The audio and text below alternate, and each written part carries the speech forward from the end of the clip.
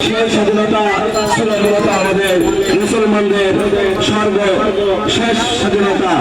আলহামদুলিল্লাহ, সবাই স্বাধীনতাকে স্বাগত জানিয়ে আজকে আমাদের ইকরা দারুল মাদ্রাসা হাজারীবাগ থেকে র্যালি বের হয়েছে।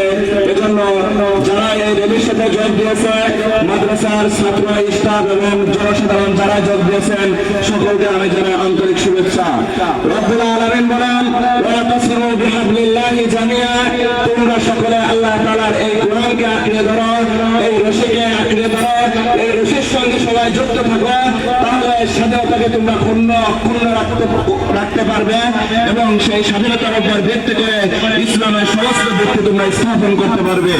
আলহামদুলিল্লাহ, আমিও সর্বশেষ এই কথা বলতে চাই, আমরা মুসলমানরা যে স্বাধীনতার জন্য রক্ত দিয়েছে, মুসলমানের যুবকেরা যে স্বাধীনতা রক্ত দিয়েছে, ওই সমস্ত শহীদ যারা আল্লাহ তাআলা যারা দুনিয়া থেকে বিদায় নিয়েছে, তাদের প্রতি কৃতজ্ঞ এবং তাদের শাহাদাতের কামনা করে আমি এখানে আমার বক্তব্য শেষ করছি। ওয়া আখিরু দাওয়ানা আলহামদুলিল্লাহি রাব্বিল আলামিন।